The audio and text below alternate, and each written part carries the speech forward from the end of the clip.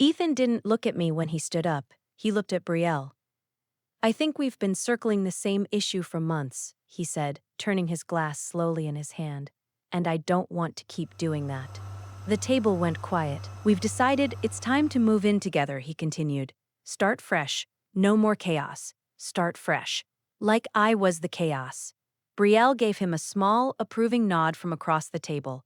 Not surprised, not confused, just satisfied. It'll give you both structure, she added gently. Sometimes commitment settles things. Ethan's jaw tightened. Exactly. He still hadn't looked at me. For a second, I wondered when that decision had actually been made, because the last time Ethan and I talked about moving in, he said he wasn't sure I was ready, that I'd been distracted. That work had changed me. Brielle had used that word first. I set my napkin down. That's good timing, I said, steady. I accepted an offer at Crestline Advisory this morning, senior strategy lead. Ethan finally looked at me. You what? I also filed a formal disclosure with Larkspur's compliance team. There's a financial conflict tied to the growth architecture division restructuring. It's under review. Brielle laughed softly. Noelle, that's a serious accusation. It's documentation, I said. Ethan's expression hardened. You're doing this now? In front of everyone? I'm not doing anything. I'm leaving. He shook his head. You're making it weird. There it was. Brielle didn't interrupt him. She just watched me carefully, like she'd been waiting to see which way I'd break. I stood up, reached for my coat. Congratulations on the move, I said quietly. Neither of them followed me out. Brielle had always been the easy one, the friend who remembered birthdays, the one who texted proud of you before big presentations, the person who knew how to make a room feel lighter just by walking into it. That's why I didn't notice when she started staying after Ethan left. It was small at first. If he came over to cook dinner, she'd happen to drop by with a bottle of wine. If we argued about something stupid, dishes, timing, whose turn it was to drive, she'd text him later. You okay? Not me. Him. One night, Ethan mentioned that Brielle thought I'd been pushing too hard at work. She's just worried about you, he said, scrolling through his phone. You've been intense lately. Intense. I'd told Brielle that in confidence that I felt like I had to overperform at Larkspur because the growth architecture division was restructuring, that if I didn't stay ahead, I'd disappear. I hadn't expected that word to come back to me through him. Another week passed. I got home late after prepping materials for a client expansion proposal. Ethan was already there, sitting on the couch with Brielle. She was just explaining how these executive tracks work, he said when I walked in. Explaining. Brielle smiled like it was harmless. I was just saying, sometimes chasing leadership roles changes people. The higher you go, the less space you have for everything else. She didn't look at me when she said it. Ethan rubbed his hands together. It's not wrong. You've been somewhere else lately.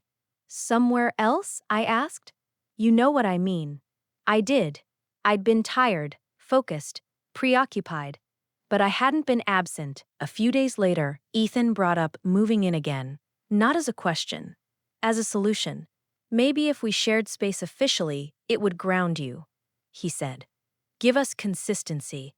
Ground me, like I was floating away. That phrasing wasn't his. Ethan argued in blunt lines, direct, sometimes clumsy. But that kind of polished concern? That was Brielle. I started noticing the pattern. When I mentioned applying for the growth architecture leadership track, Ethan hesitated. Do you really need that right now? He asked. We've barely had time together. Later that evening, Brielle sent me a voice note. You have nothing to prove, she said. Sometimes stepping back makes you stronger long term. It sounded supportive. It always did. But stepping back from that track meant losing visibility, losing positioning, losing momentum. At dinner with friends, Ethan joked that I'd probably end up running Larkspur and forget everyone. Brielle laughed first. Only if she doesn't burn out, she added lightly. Everyone chuckled. I smiled too. But I started tracking how often she spoke for me. How often Ethan checked her expression before responding to mine. How often my ambition was described like a flaw that needed managing. One night, after a quiet argument about scheduling, Ethan said something that didn't belong to him. You don't have to win everything, Noelle. Win. That was Brielle's language. She framed my goals like competitions, like I was keeping score against my own life. I lay awake after he fell asleep, replaying the past few months. Nothing explosive, no single moment I could point to, just influence, direction, soft steering. Brielle never told Ethan to doubt me. She just gave him the vocabulary to do it himself. The email about the growth architecture leadership track landed on a Tuesday morning. Subject line: Internal candidates, strategic lead consideration. It wasn't a promotion yet. It was positioning, visibility, a seat in rooms where decisions were shaped before they were announced. I stared at it longer than I needed to. By lunchtime, I'd forwarded it to Brielle. Thinking about this, not sure if the timing's right. She called within minutes. You don't need that right now, she said, voice calm, reassuring. You're already carrying too much. Let someone else chase visibility for a while. I'd be good at it, I said. I know you would. That's not the question. She had a way of answering without answering. That evening, Ethan brought it up before I did. Brielle mentioned there's some leadership thing opening up, he said, leaning against the kitchen counter. Is that why you've been so wired lately? She didn't need to mention it. She's looking out for you. There it was again. I explained what the track meant: cross-division oversight, client acquisition influence, long-term equity potential, the kind of move that separates employees from future partners.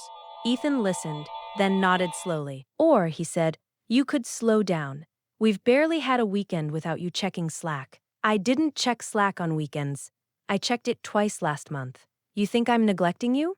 I asked. I think you're stretched thin. Later, Brielle texted, you don't owe Larkspur your health.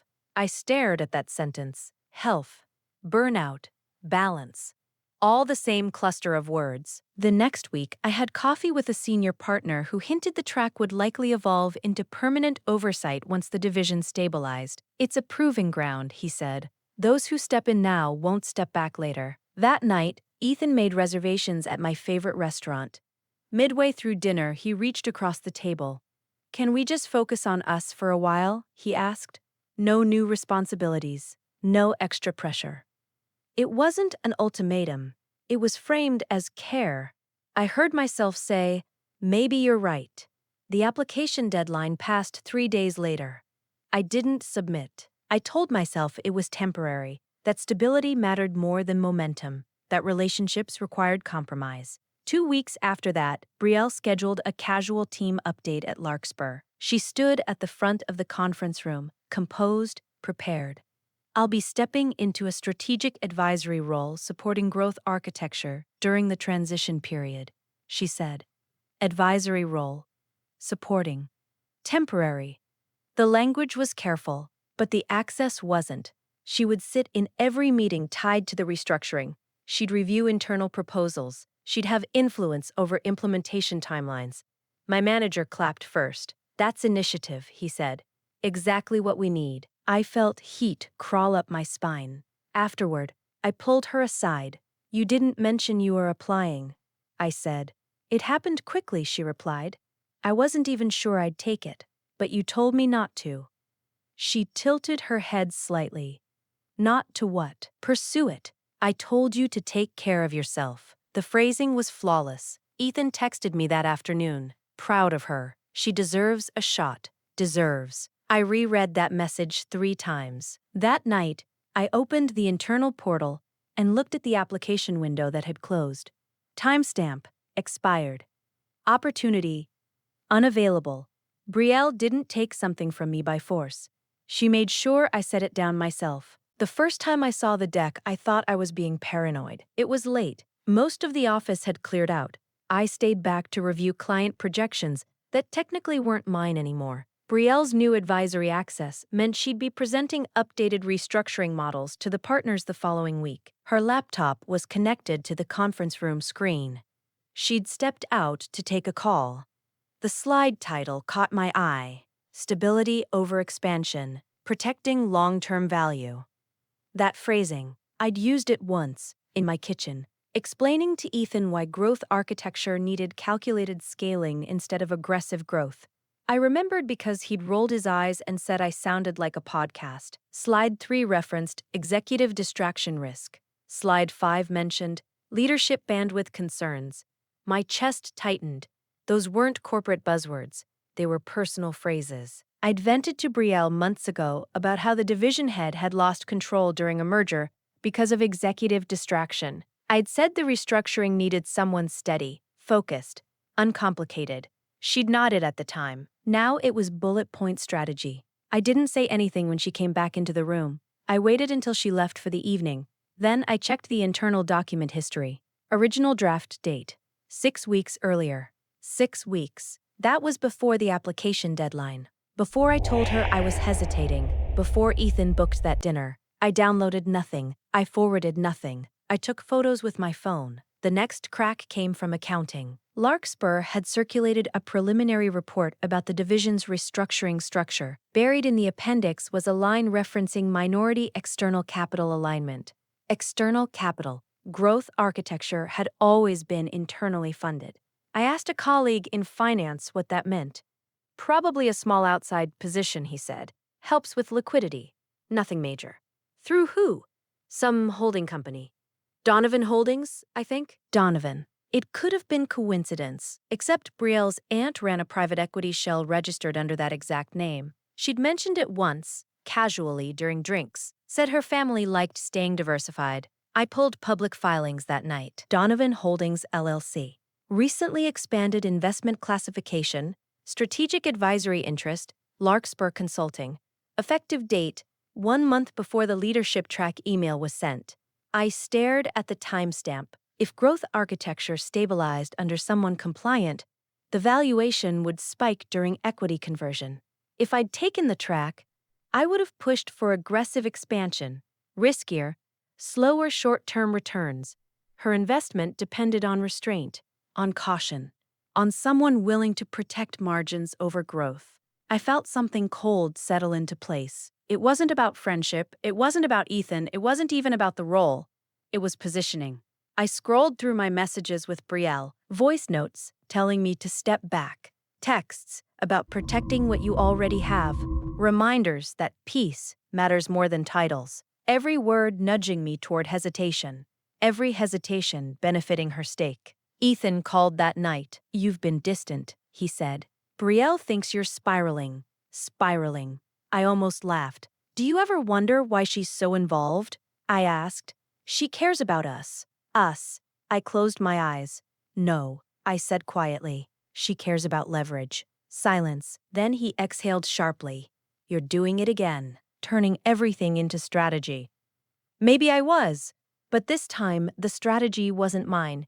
It had my fingerprints all over it, and none of my control. I didn't confront her. I calculated. Donovan Holdings wasn't large enough to influence board votes outright. It didn't need to. The investment was timed to mature alongside the division's equity conversion. If growth architecture reported stable margins during transition, the valuation would climb. If it looked volatile, expansion-heavy, unpredictable, the return would shrink. My leadership style favored expansion. Brielle's presentation emphasized containment. Containment benefited her position. I requested the internal restructuring forecast under the pretense of updating client models. Buried in projected outcomes was a scenario labeled Conservative Oversight Pathway. Projected return, 12% increase at conversion. Under an aggressive growth pathway, my framework, short-term volatility dropped immediate valuation by nearly 8%. 8% on projected conversion translated to mid-six figures for minority external capital holders. I did the math twice. Then I cross-referenced the investment disclosure timeline with my calendar. The LLC position expanded 2 days after I told Brielle I was unsure about applying. 2 days.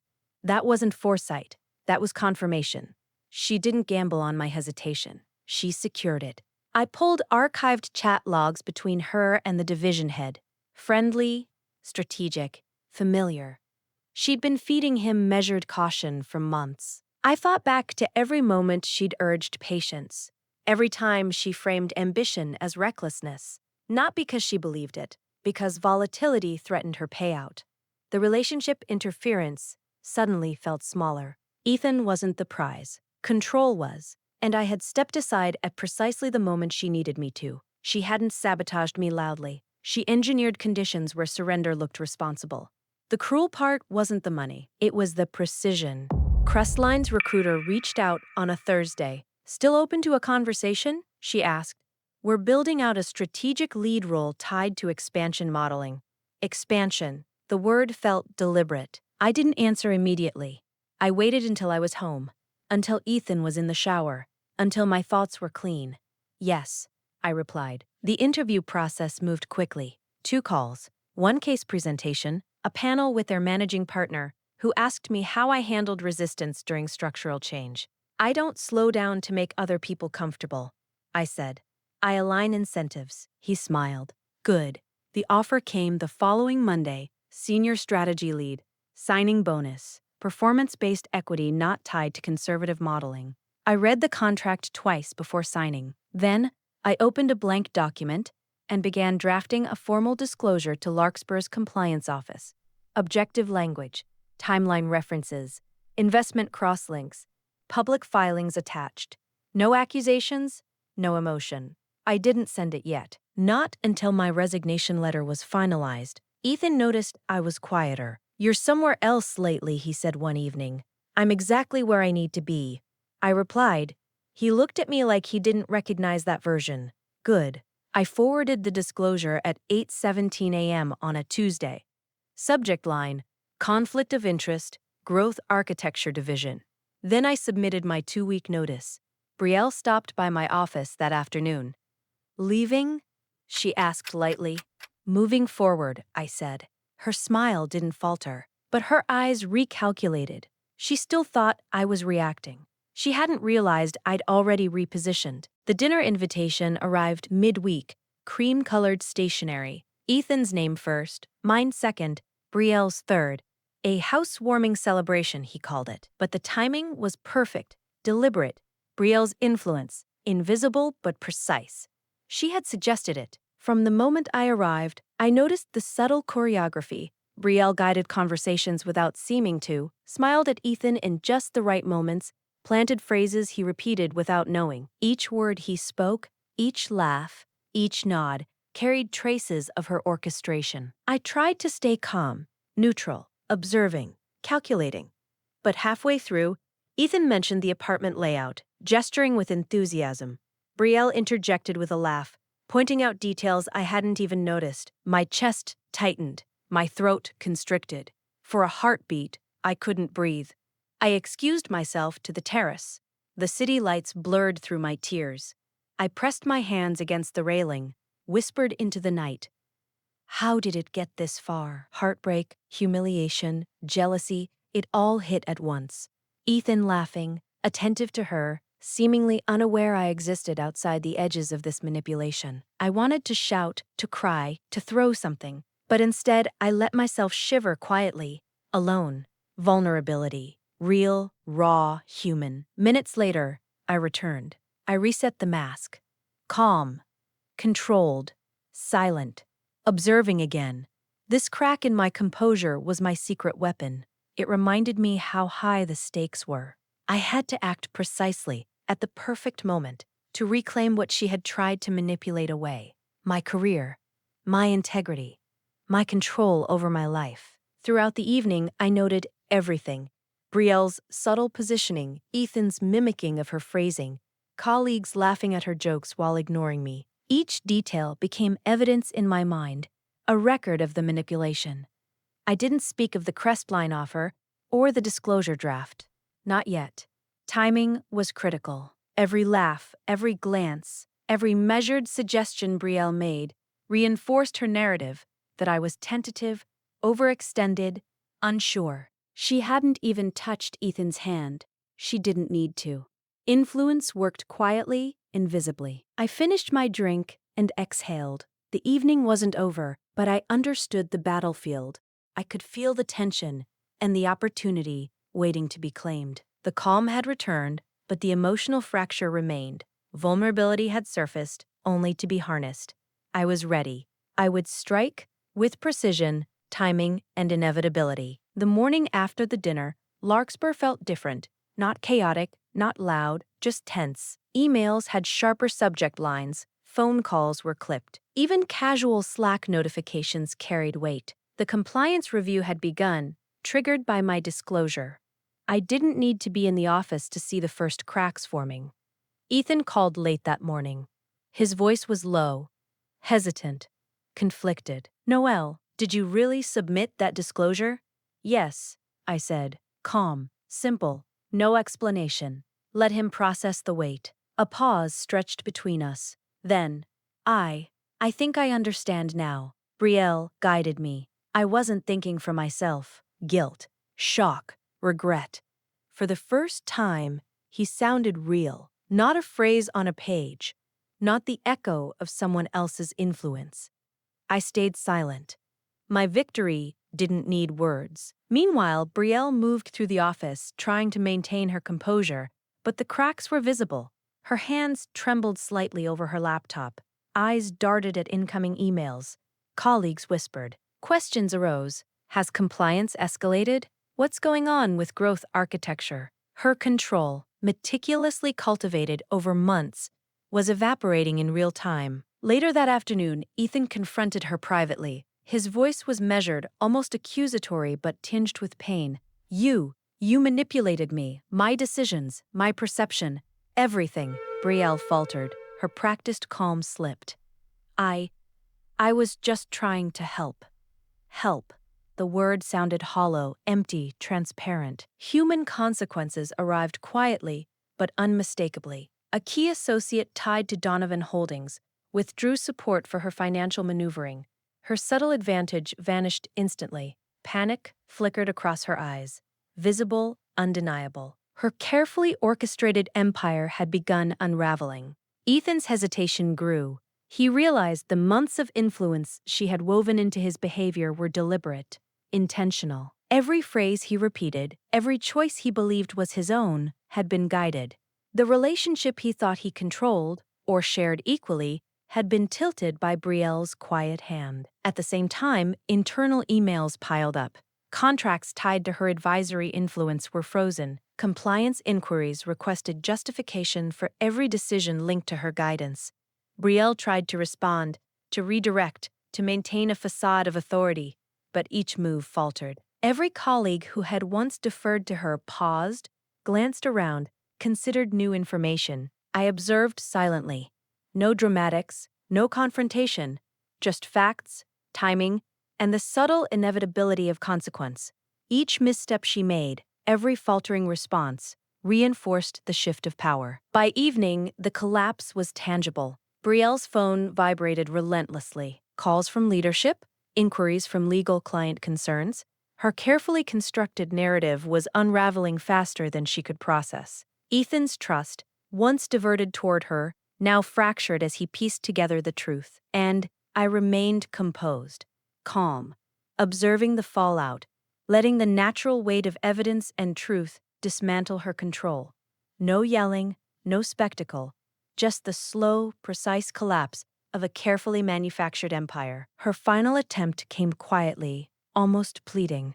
"Noelle, can't we find a compromise?" I didn't answer. Silence reflected back the consequences of her manipulation. Every subtle move she had executed to control me, Ethan and the division now worked against her. The dominoes were falling, and I had set the first one in motion months ago. By the morning after the office fallout, Brielle's world was quietly unraveling. Her inbox overflowed with compliance inquiries, leadership requests, and client emails.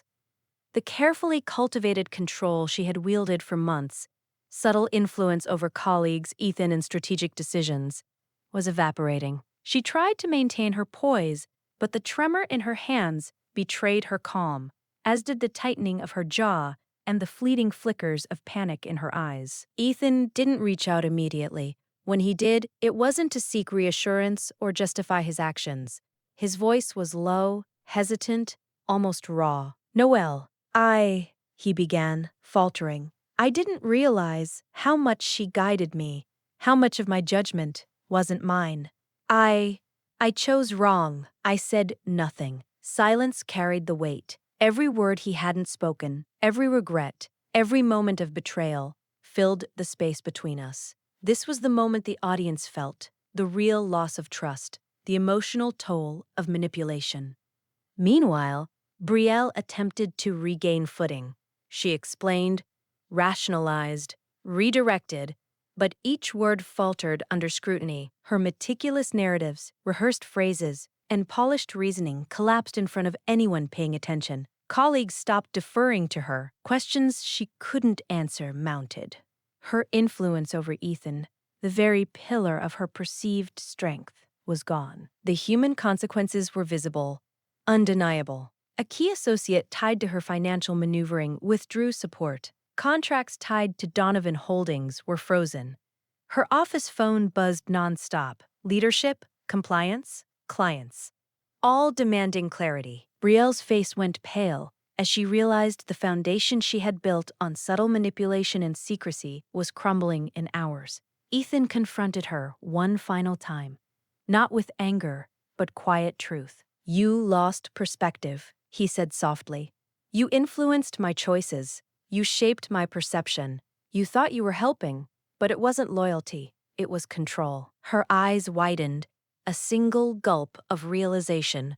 Words she had rehearsed for months evaporated in the face of truth. Panic replaced precision. Her empire, invisible to the untrained eye, had collapsed visibly and quietly, all at once. I watched from the side, calm, composed, but humanly relieved. The months of preparation, patience, observation, precise timing had executed themselves perfectly. There was no shouting, no dramatics, just the inevitable, undeniable collapse of manipulation. Over the following weeks, the consequences spread. Internal investigations confirmed the conflict of interest. Brielle's advisory responsibilities were curtailed. Colleagues began questioning her guidance, her judgment, her ethics. Her status, carefully curated over months, slipped away, and Ethan, finally untangled from her influence, withdrew to reassess what he wanted, emotionally and professionally. I focused on myself. Crestline welcomed me as planned. The growth architecture division, once inaccessible, now operated with oversight I had indirectly ensured. My career advanced, untethered from manipulation or collusion. My personal life, though bruised, was mine to navigate. The heartbreak I had became a shield, a reminder of what I was reclaiming: autonomy, respect, and clarity. Months later, walking past Larkspur's office, I saw Brielle at her desk. Her hands hovered uncertainly over the keyboard.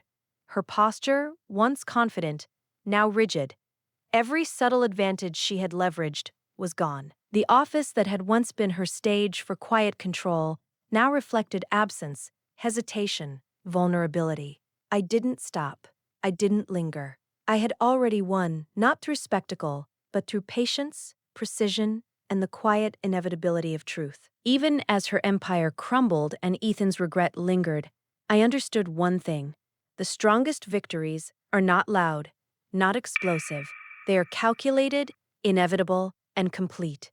The heartbreak had been endured, the betrayal had been exposed, and the life I had almost lost to manipulation was mine again, fully and decisively. Silence, composure, and exact timing had spoken louder than Brielle's ambition ever could.